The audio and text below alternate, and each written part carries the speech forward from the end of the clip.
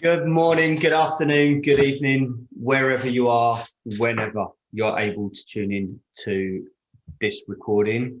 My name is Dave Sleet. I'm Managing Director of A&A Psychological Accreditation, and I'm joined today by our CEO, Siobhain. Siobhain, thank you for joining me this afternoon. You're very welcome.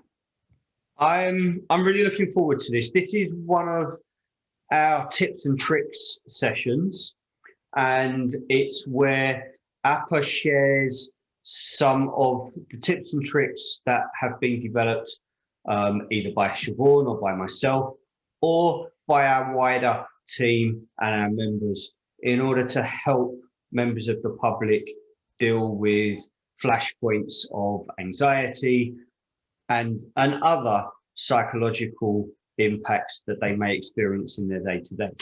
Not talking about anything great depth of kind of cause and effect, but just some tips and tricks to help people as they go through daily life.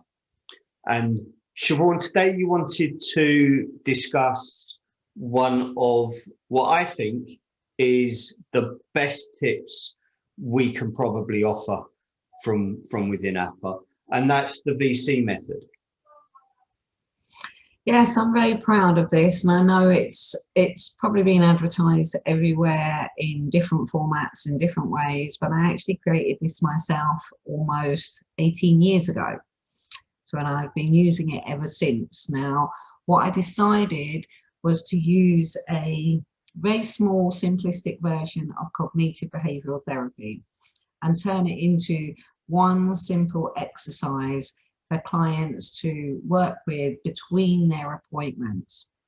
Now, I use it alongside psychoanalysis, and I'm underpinned by the person-centered approach. That's the way I will always work, and this particular technique helps my clients out enormously.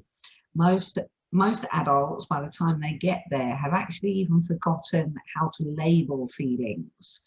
So the first part of this method is actually beginning to understand what your feelings are and label them so that you're in tune with what you're feeling in relation to how you're reacting and how you're thinking. So this is really a way of buying ourselves time in any circumstance, any situation, so that we can start to break down our reactions to whatever might have happened. Absolutely, but using it in conjunction and alongside psychotherapy and the person-centered approach, it allows that person to bring their work back into the room, and you will always see a theme of feelings. And that's not me predicting that. That is based on 18 years of experience of somebody coming with a particular issue, and you see the theme throughout this VC method because it literally identifies it for the client. But it also helps them make the best use of their therapeutic sessions because it gives them work to do between appointments where they are firstly learning to be much more self-aware and recognize what feelings they're actually having, which lead them to react in a particular way. That is the ultimate first step. The second step is an organic change in that individual in relation to their self-awareness, increasing in recognition of what they are feeling and learning to reflect on what's going on for them depending on the context of the situation. The third stage of this is actually putting it into action in the moment that something is happening. And that's very important, isn't it? It's very well to have a theoretical thought pattern, but if it can't be applied in the moment of need, it's a chocolate kettle, isn't it?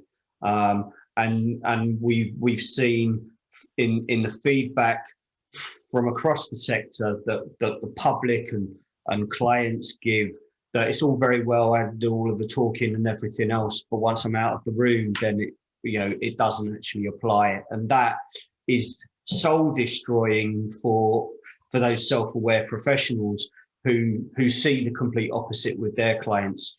But unfortunately, we still hear more and more therapy doesn't work for me because these things are kind of maintained in a vacuum, and that's very much part of what APA is striving to break in the emotional and psychological well-being across the UK and in the wider world, where we are already lucky enough to be engaged with either members or organizations. So let's take a look at the model itself. Let's just give people a chance to see how that lays out, and talk us through that. Okay, so the method is literally event, feeling, thought, reaction, consequence. Now, an event in the dictionary is something has happened. In this way of working, this can be a thought, it can be a feeling, it can be a situation, it can be anything at all. So it can be somebody waking up feeling tired. So you've got them waking up, you've got them feeling tired. Usually, I'm speaking for myself here because I'm not a morning person, my thought is, oh, I want to stay in bed. But I actually know that it's because I'm feeling tired, and I know that there's time and a place to get up and do what I need to do. So there'll be another thought after that, which will be, I'll get up, I'll chill out for an hour. By the time I've chilled out, had a cup of coffee, which is the way I set my day up. I set my day deliberately because I'm not a morning person, so I can start it gently and ease into my day. So I will go event, feeling tired, which includes the feeling in that moment. The thought process is, I'm feeling tired, but I also can get up, have a cup of coffee, go back to bed, chill out for half an hour, in which case my reaction is actually to follow that process. Consequence, I start my day off relaxed and chilled out. So it's incredibly important when we're talking about this to understand that an event is not a happening that is out of the ordinary. It is anything. It can be conversation with a partner is the event. It can be walking down the road is an event. It can be seeing a rainbow in the sky. That's something that's happened because we think and we feel 24/7. Our dreams reflect what we are feeling in our daily life. The body shows us what we are feeling and what we're thinking. By being able to break it down, depending on the context, turns that person into somebody that can, one, be much more self-aware as to how they feel, much more aware that that feeling is creating a thought, which leads to a reaction, and there's consequences. And if there's negative or damaging consequences for the individual or their relationships, it's about relearning a different way of being. So like I said, the first stage of this is actually getting the individual in front of you, asking them to whether or not they're firstly willing to do this, and most are, and secondly, asking them to write out just one per day and bring it back to us in the next session. Now, it's really important to include positives in this because I'm never going to send anybody off to, if you like, get them to focus on non-stop negatives. If they can find a positive in their life, i.e., speaking for myself, event, see a rainbow in the sky, feeling happy, thinking that's absolutely stunning. The world is a beautiful place to create that. Reaction, my smile automatically increases. The consequences are, I feel happy. There's nothing to change. But when you acknowledge that feeling of happiness, when you acknowledge that joy of seeing such beauty, it automatically increases your sense of feeling in a really positive way. It's also useful for things like anxiety and depression. So events, thinking about what's going to happen tomorrow, feeling anxious, thinking, I know I feel anxious. And this is where a combination of using a breathing technique, which I teach, what APA shows and has offered as one of our own techniques, that person can go straight into a breathing technique, in which case they will automatically calm down, which would be their reaction, and the consequence would be that they were calmer. So putting it bluntly, event, thinking about tomorrow, feeling anxious, thinking, I don't know what's going to happen at this particular event. Will this person judge me? I don't really want to go. Whatever the thought processes are. But also thinking, I feel anxious. I need to calm myself down. Now, if they've been in front of me, they'll have a breathing technique to accompany this. So they will go straight into breathing, which is their reaction, which automatically will calm them down. In which case the consequence of that is learning to think, if you like, okay, I'm thinking about tomorrow and what's going to happen, but actually I need to accept what's going to happen because I've got no control over tomorrow. I've only got control over today. Mm-hmm. Now, bringing that back into me, I go through that with them. So you can start seeing, as well as you, the client can start seeing themselves, that there's a pattern in how they feel. What this does, because I work from an integrative place, which is why I include psychotherapy into my practice and person-centered, we can start seeing the theme and look at where that anxiety is actually coming from.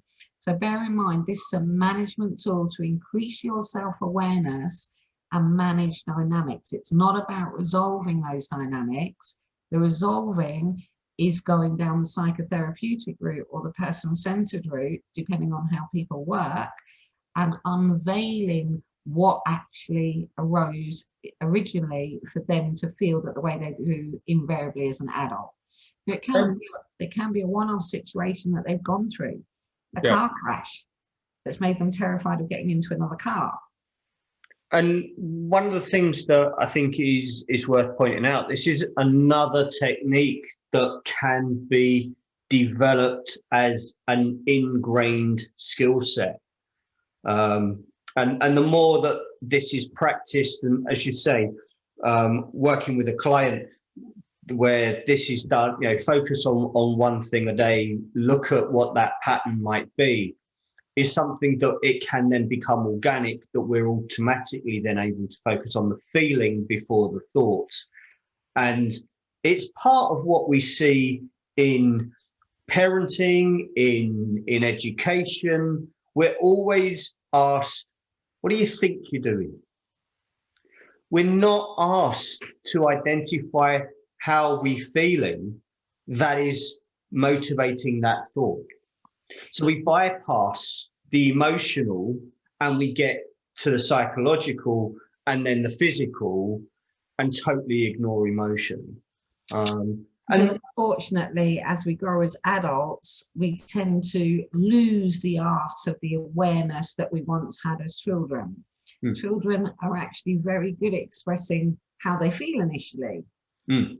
Depending on the context of their life and experiences that they go through, they can shut that part themselves down. So it becomes, because it's not a trained way of being, and society talks from a place of thought process rather than feeling process. Yeah. So by reversing it and peeling it back slightly further to the feeling, it's literally like magic watching somebody come in, have this technique, and actually start working with themselves within this technique, bringing it back to me, exploring the content of their own work, helps us understand where things were originating from through a psychotherapeutic route, and looking at the processing of that alongside doing this. And it is completely organic. It's really important to acknowledge that when people start practicing this particular technique, even they're surprised that they come back in a couple of weeks' time and they're going, oh my God, it's opened up a new world for me. I'm sitting there and I'm going, I feel this, I feel that, I feel the other. But actually what it's doing is making them self-aware. Mm. And the more that they increase their self-awareness, the more that they can gain control over dynamics that are not healthy or good for them in any way possible.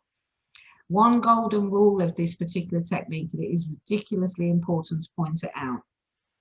If anybody comes to me over the loss of life in relation to somebody that they love and they are grieving, I do not use this technique. This technique is not based on processing grief of a loved one. So on that one, I shelve everything. It's about using a person-centered approach in that particular way of being, because that's right for the context of grief. Grief is not there to be fixed. Grief is a process that unfortunately we all go through, we all feel it, and it has to be worked through in what I would consider a person-centered way. So I wanted to point that out because I think it's really, really important, because we do not fix grief. Yeah, and let me I'm just going to take this off screen, and I hope everyone that's watching has been able to kind of take notes and kind of benefit from what's on the screen. But let's just come back into the room together for a second before we close. Do you think that the ability to hold on to the feeling before thought needs to be more widely encouraged in that transition on and the connection between adults and young people? Absolutely, because when you consider what a feeling is, it's a cycle. Feeling provokes thought, thought provokes feeling, it's literally a cycle.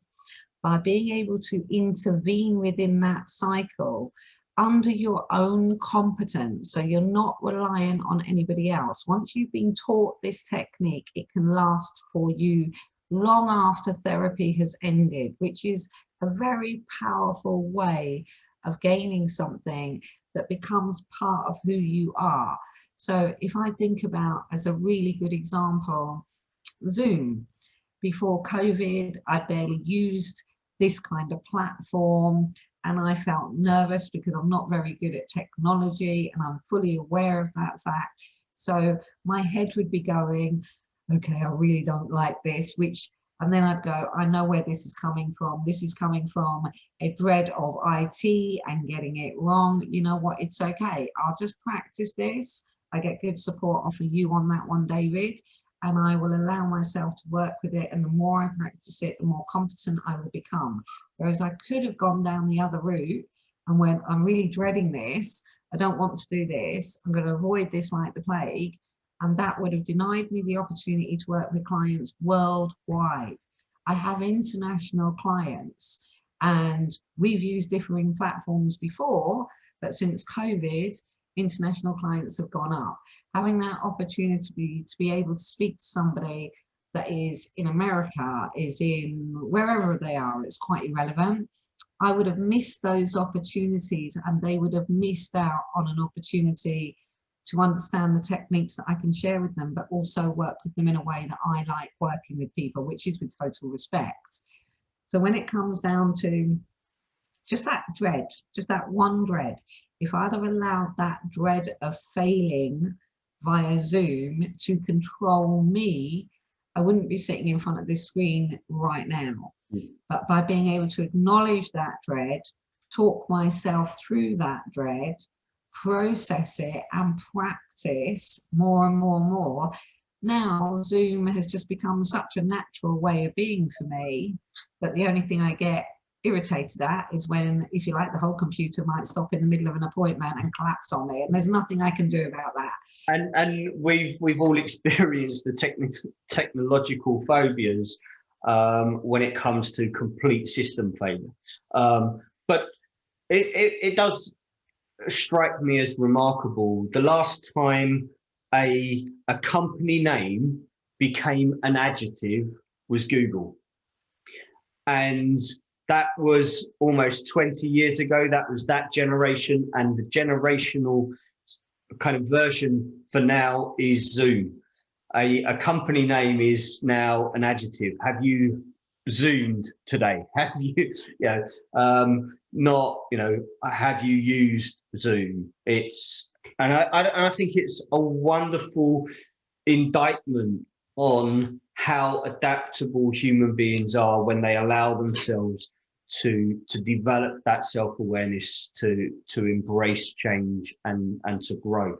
So thank you very much for sharing the VC method with us.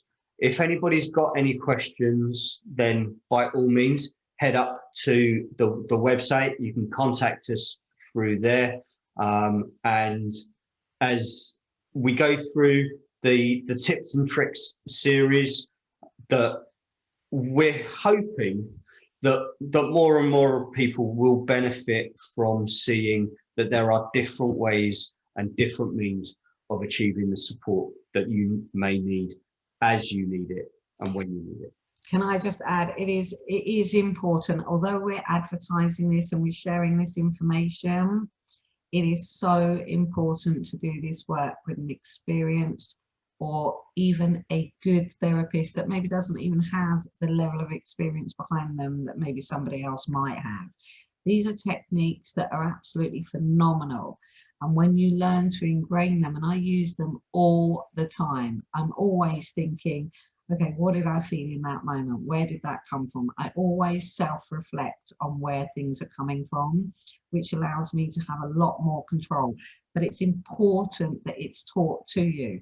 It's also important to recognize that when people bring their written work back to me, which can be done on a phone, it can be done on the sheets of paper that I actually provide with this technique. It's whatever somebody is comfortable with, that what happens in that room, and certainly this is the way that I work, is I start exploring those themes that I see appearing on that paperwork, which helps me go down the route of the unconscious with that individual, and that allows them to process. So it's almost like doing lots of things all in one go, but actually opening the door wide open, but most importantly, having something that they have forever, long after the therapy ends. And for me, what better way to help people than helping them ingrain certain things within themselves, which change a whole pattern of history, including depression, anxiety, CPTSD, PTSD,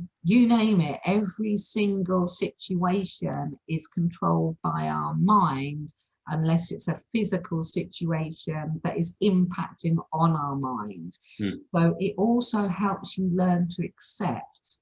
And acceptance is a very different kettle of fish. And we'll get onto that in another bite-sized opportunity that we'll take at some point. But it is a great technique, but it needs to be done with a professional. It's not just doing this and then really got nowhere to process what's coming up. Yeah. And that's what's important, being able to have that opportunity in front of somebody that knows. And it's very important for the professionals to identify the theme rather than the micro display within each of those examples, isn't it? It's absolutely. It's a bit like somebody is juggling 8 different tennis balls and never realizing that all of the tennis balls are red and not green, because they're just juggling the tennis balls. But as soon as they realize actually these are the wrong color, then all of a sudden they can start to do something about it. Yeah. So thank you very much. As I said, if anyone's got any questions, by all means, please get in touch, and we will see you again on another tips and tricks very soon. Siobhain, thank you. Thank you very much, David.